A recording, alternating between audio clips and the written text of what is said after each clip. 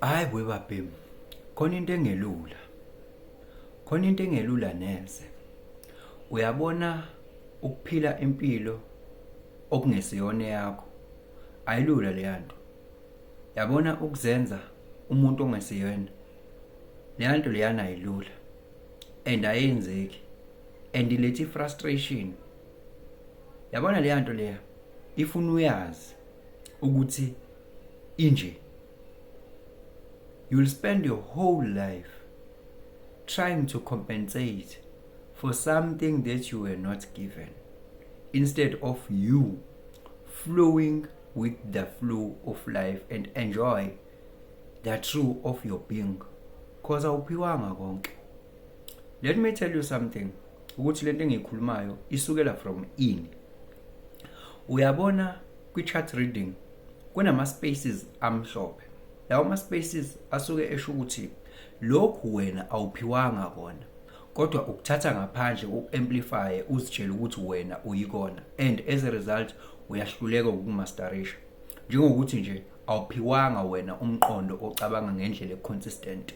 Ngalesi sikhathi ubingelelo changes akasha othi ngenzeka noma yini, noma inini noma kanjani, kunoma ubani, ngoba impilo ayisiyona lento ocabanga ukuthi iyona. Possibilities are infinite in the universe. Your own consciousness is your own limitation. Kukude lapho esisuka khona, futhi kukude lapho esiya khona. Beka phansi umoya, ungatatazeli, uyabona. Uyabona mfowethu, uma ngabe ukuthi kunezinto onganikwanga zona and wena ufocusa kuzona lezo zinto ukuthi ube nazo, lokho kukulethela frustration ngoba ngeke uzube into ngeyona. Kukhona wena onikezwe kona okuthiwa ibayikona. Yabo le topic le engikhuluma ngayo la i-based lento engiyishilo, yani i-human design. Yabona kwi-human design ukuthi wakwayenza i-chart reading yakho with changes akasha noma with whoever, uyabona la kumhlophe khona la open spaces, lapho u-inconsistent, awuphiwanga lokho, and don't try to fill up the gap. Let me make an example futhi again. Yabona mhlawumbe une-G center e-open. Kusho ukuthini lokho? Empilweni yakho awunayo i-identity wena eqondile. Awunayo i-direction empilweni eqondile. Ezwa. Awunayo i-behavior eqondile. Awunayo ishow yokuthi kumele uacte kanjani as yourself every time. So wena you may find out ukuthi kunendlela owenza ngayo izinto kodwa ubuye uyishintshe futhi, and then you wonder ukuthi why I keep on changing things, why I don't become umuntu owenza izinto ngendlela eyodwa ngaso sonke isikhathi. Leyo nto leyo akusiyona into emele ukuthi ikhathaze, ngoba one day you do this, next day you feel like doing this. Awukho consistent, awuphiwanga lo. But wena muzama ukuzenza umuntu ukuthi wena mina ngifuna ukuba umuntu onjeni owenza izinto ngendlela eyodwa kanjena, angeke kuze kwenzeke lokho. When you will find ukuthi now you are controlling. Hayi mina ngifuna ukuthi impilo yami ukuthi ihambe kanjena, awunayo i-fixed direction empilweni. Awuzazi nanokuthi uthandani. Into iphiwe leyo, awuzazi ukuthi uthandani ngoba uNkulunkulu kwenzeleni ukuthi wena uvuleke kanjalo ukuthi uzo enjoy different identities with different people in different places. That is why ungenayo ishow yokuthi what to choose, what to take. Iwena uhlezi uzo influenceka kuma decisions noma uhlezi uzo influenceka kuma behaviors abantu sokunabo ngaleso sikhathi. And into esuke ibalekile for wena lapho kusuke kubaleke ukuthi iba nabantu aba right at every given point in time, because labo bantu i-identity yabo ne-direction yakho isuke izo influence ayibona, uyithole wena usuwenza izinto ezenziwa ayibona, yabo.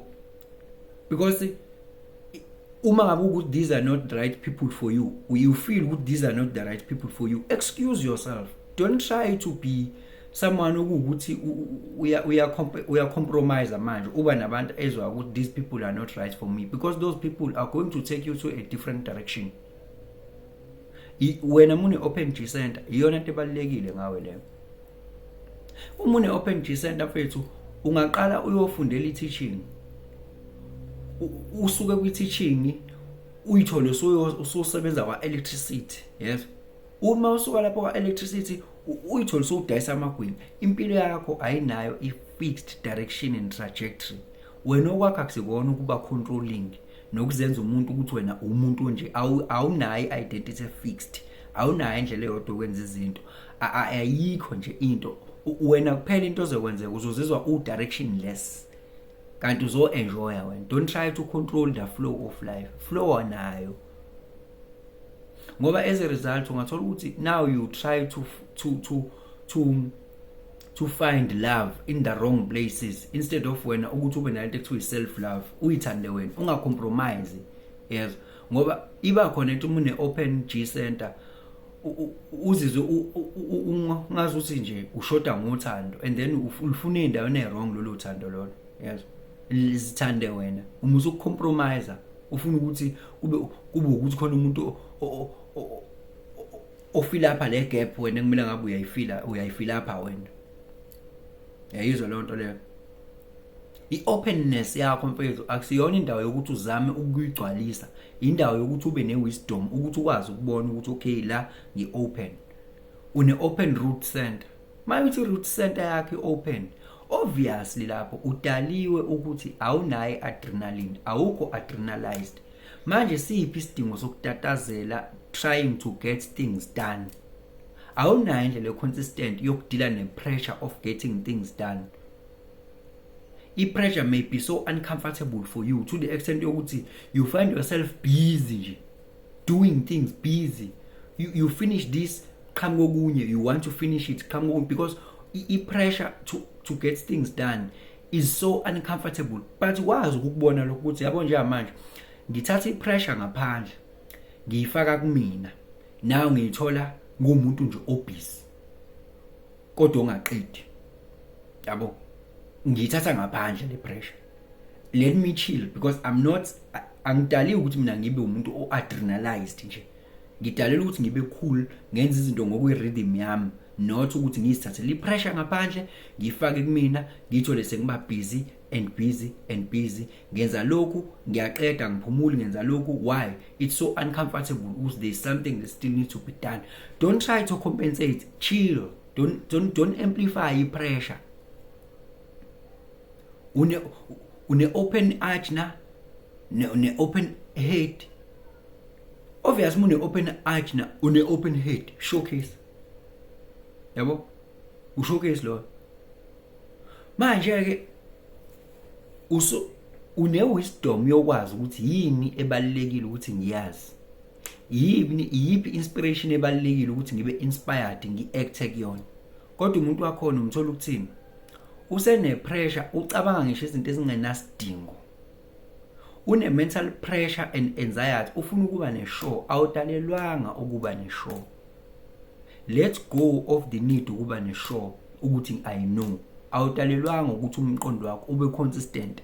Manje uzomthola umuntu ukuthi ufuna ukuba ne-show, une mental anxiety, yabona, une mental pressure, ucabanga nezinto engenasidingo, is trying to figure out things that doesn't relate to him or her, is chasing the next inspiration after inspiration. Uthola ukuthi une mental pressure that is so immense. Kanti lapho bunike wisdom ukuthi wena kwazi ukubona ukuthi njengamanje sengizama ukucabanga ngento engenasidingo, very less important, kodwa sengiyi-amplify, and leyo nto isuke ingaqhamuki kuwena, isuke iqhamuka ngaphandle. Sometimes umqondo wakho usuzoba uncomfortable ukuthi I'll be exposed ukuthi angazi, so let me compensate and try to acquire more information so that I'll show up as someone who has knowledge. Awudalelwanga ukuba someone one-knowledge, not in fact ukuthi awudalelwanga ukuba someone one-knowledge, awudalelwanga ukuthi ube nomqondo consistent, ukuthi unama strong opinions, uyayikhumbula izinto ungathothi uyayikhohlwa, and that's the nature of who you are. When uzela ukuzo challenge the existing beliefs, open to knowledge. We are not here to be fixed minded. Awudalelwanga lokho, understand ukuthi umqondo wakho is open like that. Ungabi lonto kube iflow kuwena.